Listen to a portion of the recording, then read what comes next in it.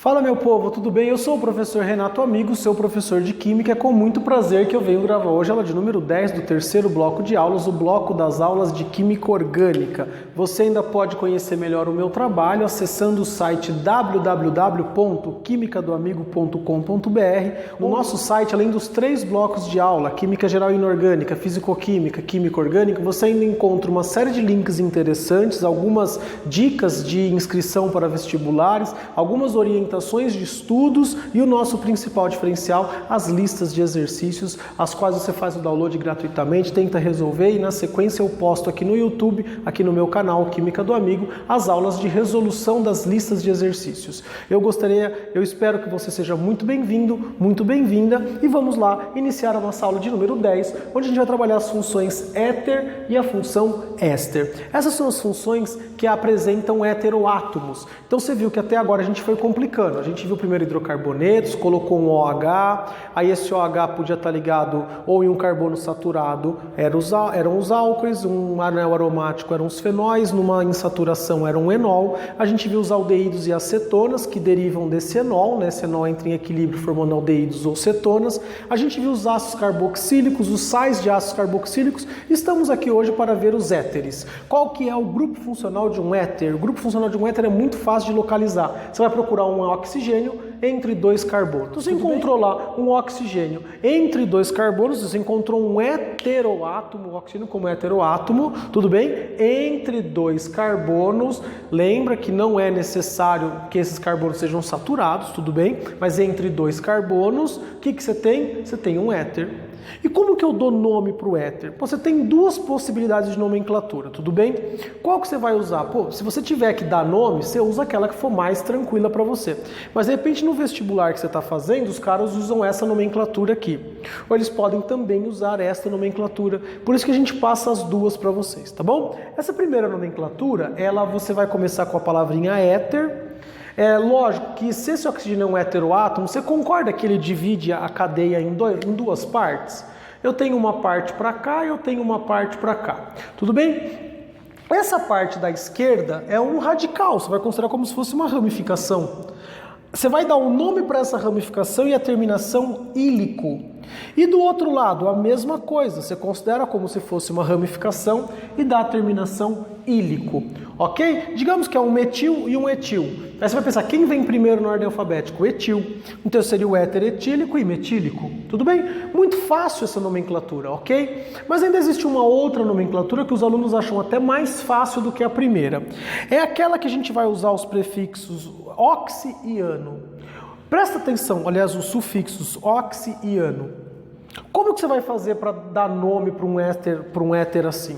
Presta atenção. Essa parte não dividiu a molécula? Digamos que aqui eu tenha um carbono só. Aqui é o lado que eu tenho menos carbono. E aqui eu tenho, sei lá, 4 carbonos. Esse aqui é o meu lado maior. Tudo bem? Maior é do tamanho mesmo do radical, complexidade dele. Então, o menor tem a terminação oxi e o maior tem a terminação ano. Vamos pôr em prática isso aí? Vamos pensar nesse éter aqui.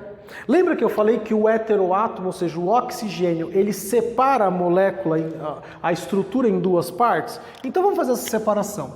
Pessoal, olha aqui, para minha esquerda eu tenho um átomo de carbono apenas. Tudo bem? Um átomo de carbono ele chamaria metil, ok? Tudo bem? Sim ou não? Maravilha. E para o outro lado? Para o outro lado aqui eu teria 2 carbonos, para minha direita. Como que chamaria isso aqui? Etil. Vamos dar nome com base nas 2 nomenclaturas para você ver que não tem nada de difícil. Olha lá, aqui o E vem antes do M, né? Então este cara aqui, ele seria o éter etílico e metílico.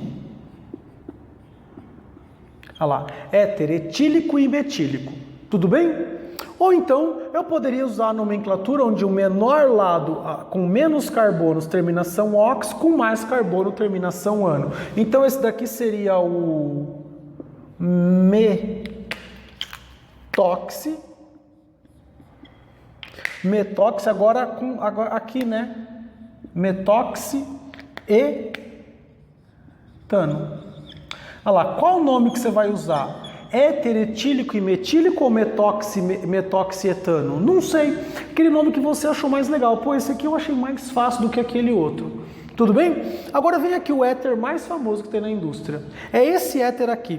Se você perceber, você corta para cá. Para a esquerda você tem 2 carbonos, né? Cuidado, não confunde que isso aqui não é carbono, tá? É a ligação entre carbono e oxigênio. E para cá, você também tem 2 carbonos. Ora, se você for usar essa nomenclatura, você daria nome a éter etílico e etílico? Lógico que não, a gente simplifica. Então, se eu tenho 2-etil, eu tenho um dietil. Então, olha o nome desse éter aqui. Esse aqui seria o éter dietílico. Éter dietílico. E aí, mas professor, se eu for dar essa nomenclatura, não tem que ter um menor e um maior? Não, né, gente? Menor e maior é só para diferenciar aqui. Agora, você tem 2 do mesmo tamanho, como é que você dá um nome? Ó, et. Oxi, et, ano. Como é que fica o nome disso aqui? Etoxietano. Muito tranquilo, não é verdade? Uma outra coisa que os alunos também acham que assim, é sempre assim, olha, a esquerda é oxi, a direita é ano. Não tem nada a ver. É sempre com o número de carbonos, tá bom? Menor e maior, ou com os radicais, tudo bem? Aqui em ordem alfabética e aqui maior e menor, tudo bem? Vamos então dar nome agora para este aqui.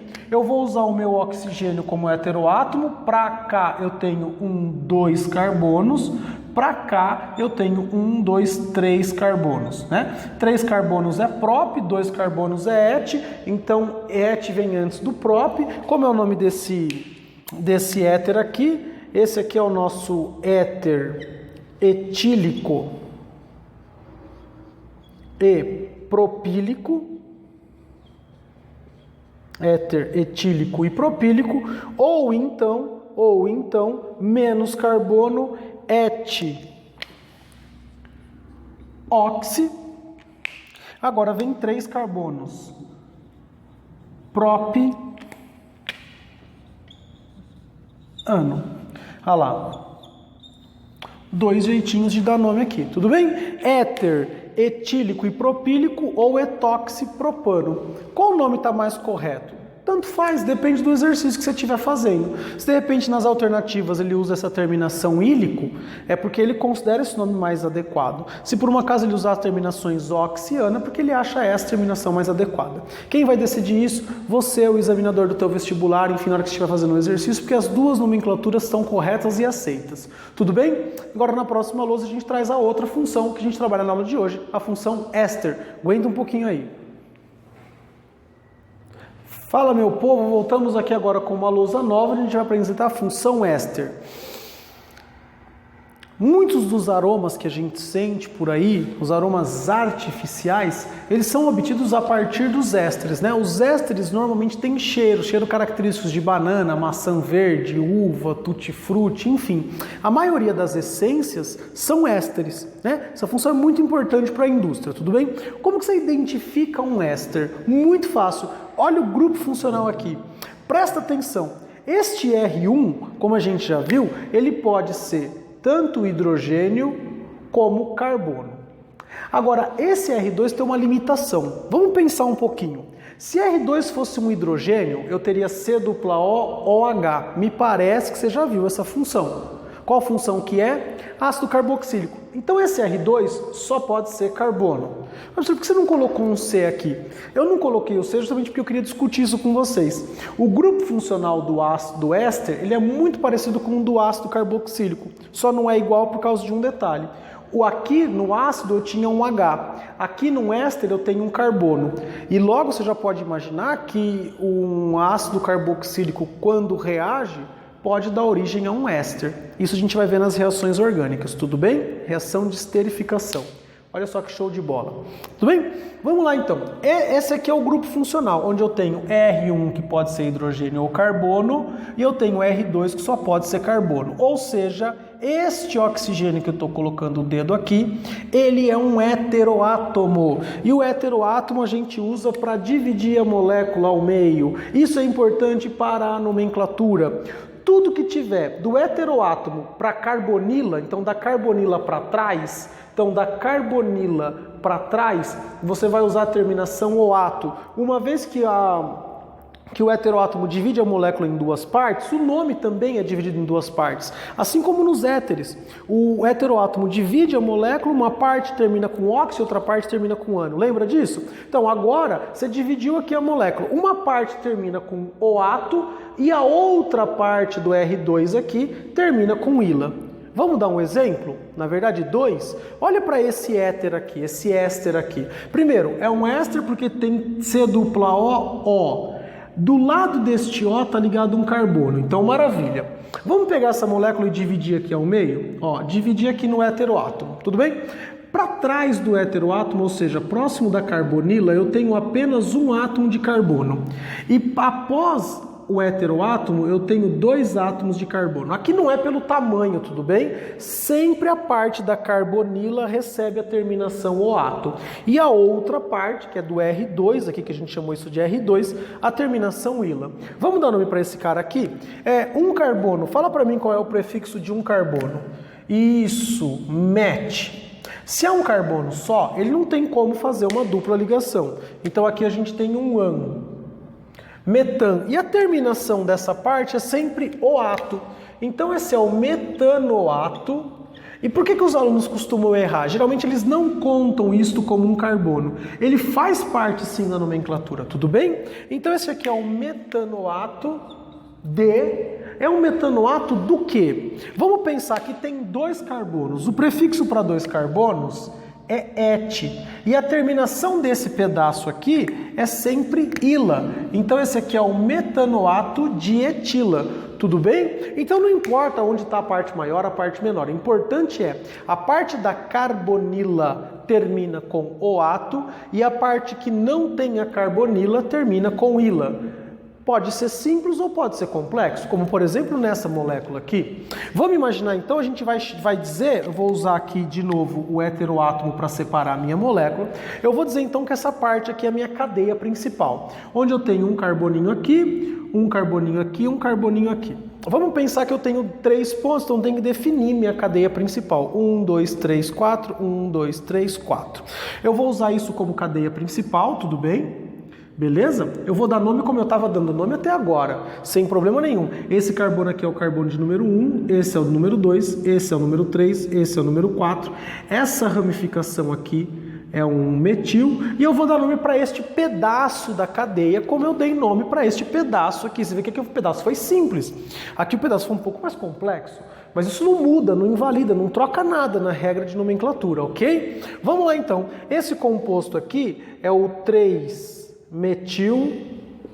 Professor, por que 3-metil? Por que você não começou a contar daqui?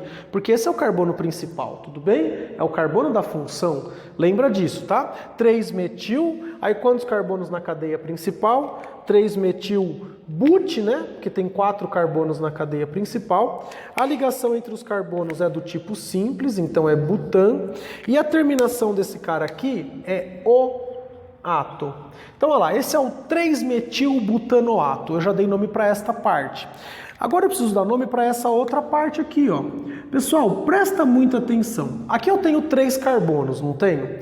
3 carbonos é propila, porém ele está pendurado pelo carbono do meio. Como é que a gente chamava, como é que a gente dava nome para uma coisa com 3 carbonos pendurado pelo carbono do meio? Se você respondeu isopropil, você está perfeito. Olha lá, eu ia colocar sem o O aqui, tudo bem? Isoprop. Por quê? Ele está pendurado pelo carbono do meio. Isopropila. Então esse é o 3-metilbutanoato de isopropila. Tudo bem? Então você vê que pode ser uma coisa complexa, uma coisa simples, o jeitão de dar nome é sempre o mesmo e as regras não mudam. Éter tem só um oxigênio como heteroátomo, no éster eu tenho um oxigênio como heteroátomo, porém, num dos carbonos vizinhos ao oxigênio, eu tenho que ter uma carbonila. Tudo bem? Aí a gente finaliza então essas funções com oxigênio. Agora a gente vai entrar nas funções com nitrogênio e na função que tem nitrogênio e oxigênio. Tudo bem? Pessoal, eu espero que sinceramente você tenha gostado dessa aula. Se essa aula foi boa para você, por favor, dê um joinha aí, curta o vídeo, compartilhe com seus amigos nas redes sociais, divulgue, faça crescer este canal, porque se ele te ajudou, ele também pode ajudar outras pessoas. Diga aos seus amigos que existe uma nova opção para aprender química. Tudo bem? Eu agradeço. Se você tem alguma dúvida, sugestão, crítica, comentário, qualquer coisa, deixa aqui no YouTube, ou então manda para mim por e-mail lá no duvidas@quimicadoamigo.com.br ou no contato@quimicadoamigo.com.br. Muito obrigado pela sua presença aí do outro lado. O que eu tenho a dizer a você é um beijo, tchau.